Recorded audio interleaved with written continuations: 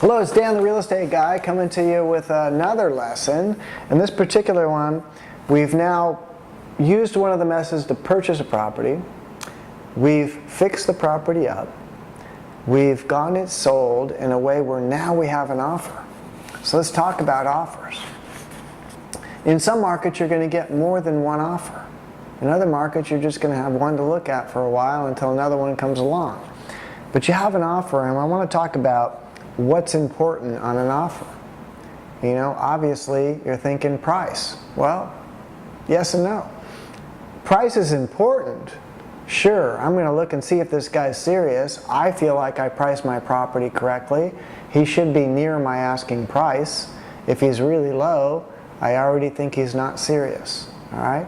The next thing I might look at is he going to live in the property? Most of the time, it's an end user, someone who's going to buy my property and live in the property.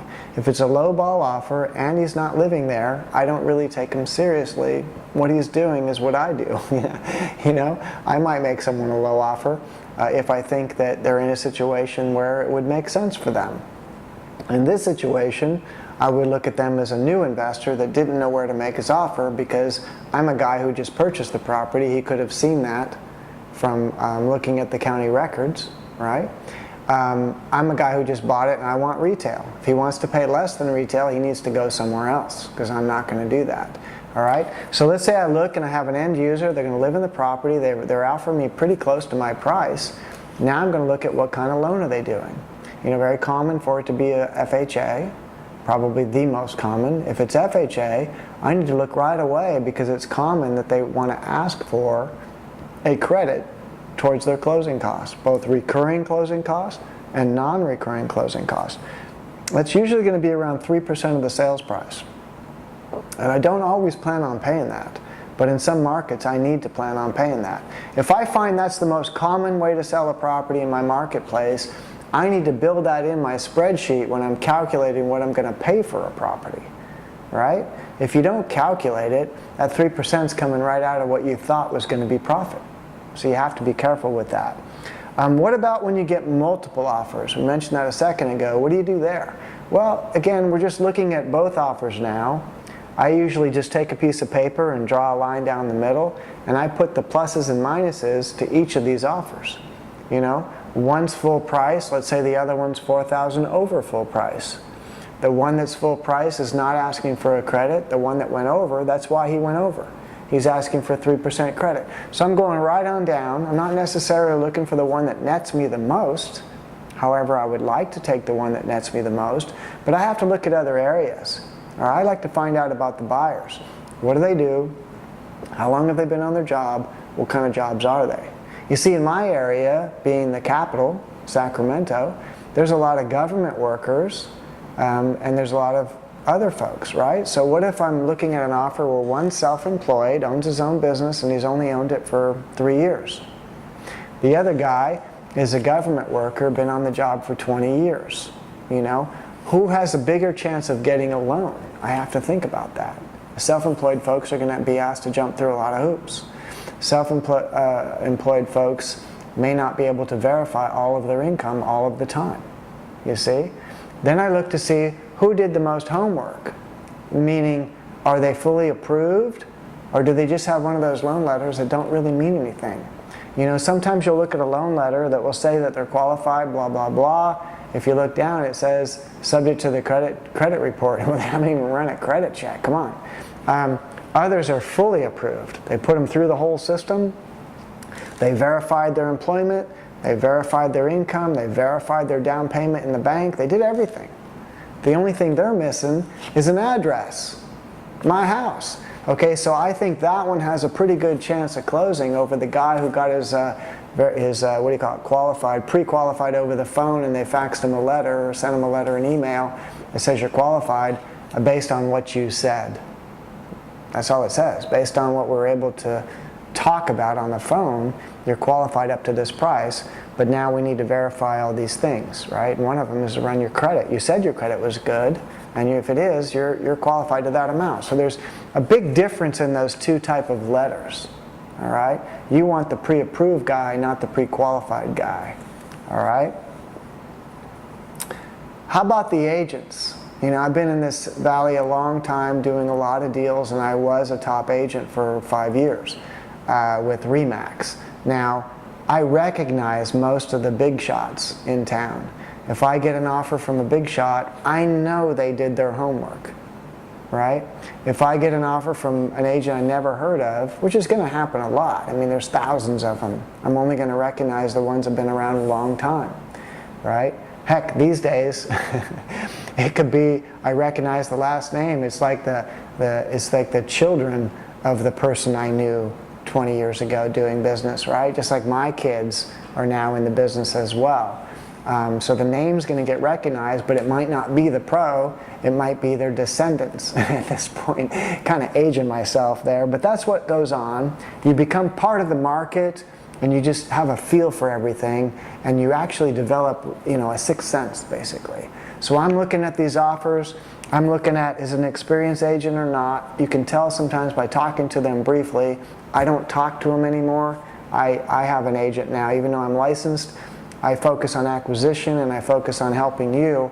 I list my properties with an agent at a lower rate. He doesn't have to prospect for my listings. I just give them to him. He's on our team.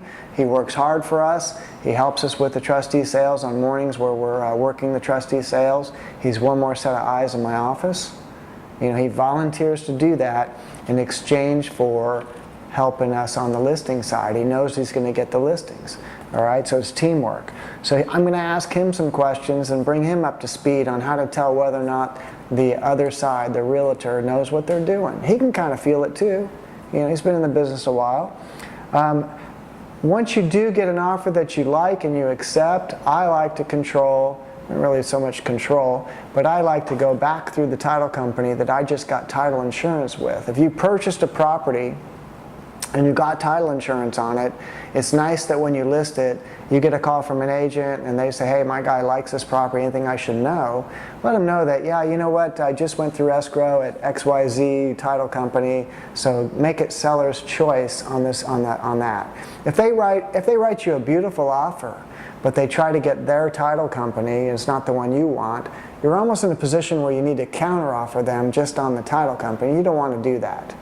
You know, if you can accept an offer, it's more exciting for the buyer than if you make a counteroffer. All right? So you get that thing at the title company that you want, you get the escrow open, you're moving along, the buyer's going to do their inspections, you know. That's why in preparing the property we really didn't touch on it other than we're making it turnkey, but part of making something turnkey, it's smart, I found over the years. I don't always do it, but on homes, especially older homes, I like to have the pest control work done and cleared before it goes into multiple listing. If you go into multiple listing and it says clear pest control, and maybe you even do a roof certification.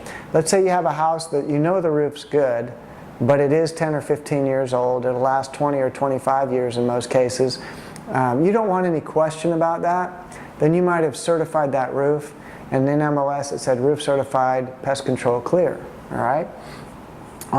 Best to do that in case you get a lower offer and you didn't do those things. You want to know what they cost, and you know, better if it's already done. All right.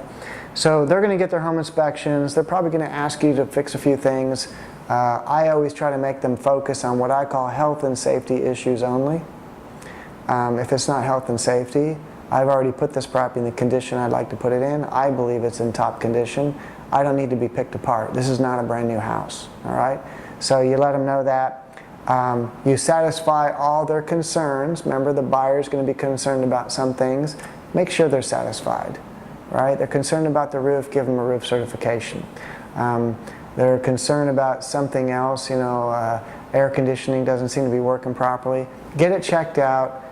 Get them some paperwork showing it's been checked out, and go from there. That reminds me, they're probably going to get a home warranty anyways. Home warranties cover all the appliances and things that are in and working at the time of sale. So often, if they ask me to pay for one of those through escrow, I do. They're around $350 to $400. It's like an insurance policy for them for the first year. Anything breaks, they don't come crying to you, the seller. They're going to just call the home warranty company. All right? So that's it. So when you get an offer, pick through there, figure out what's important to you. Really all you're trying to figure out is, will this guy close?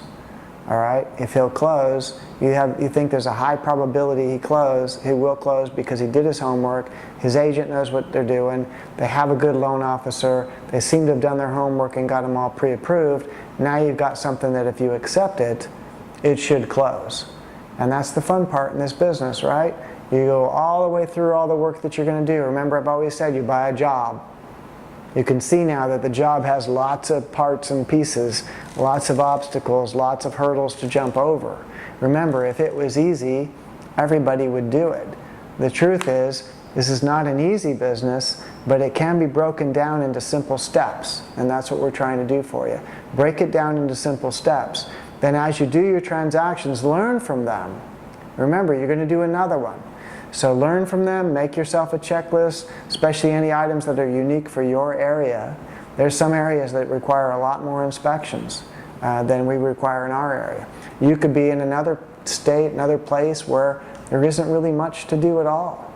You know, you have a lot, you know, more casual requirements, you know, than say California would with all of our disclosures and all of our stuff going on here. We perhaps have to jump through more hoops than you're going to. Your job might be a little simpler. It's hard to say. So you're going to learn those things, you're going to make your checklist, you're going to go out there and identify the methods that you would like to use, you're learning the marketplace, you're going after properties below market value, you're getting an offer accepted, or buying in one of the other various techniques, you're getting the tenant out so you can clean the property up and get it ready for retail market, you're getting that thing listed or otherwise out there in advertising, you're getting a buyer, you're looking over their offer, you're looking over their requirements, you're looking over what they can do, can they close, and then once it's done, you're opening an escrow and you're going through all those hoops, you're closing, and then what comes next? You're going to repeat the process, right? You're going to repeat the process. And pretty soon you're going to have more than one of these going. Maybe you'll pass up what I do and become one of the big players. Hard to say at this point, but everything I teach you can help you get to whatever level you want to go. You want to go bigger than me? I can show you how. You want to do those 4 deals a year and make more than you make on your job, but still have plenty of time to spend with your family, and more importantly, money to spend with them, you know, vacations, whatever you'd like to do to improve your lifestyle.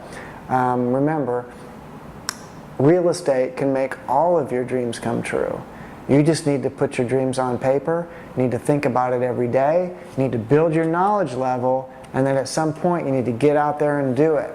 We're going to help you do that. You have questions, get them emailed to us, get on a webinar, ask the questions. Let's work together. This is a huge opportunity. I mean, you don't need a bigger calling, do you? I mean, this is one of the biggest booms and the biggest busts our country has ever seen.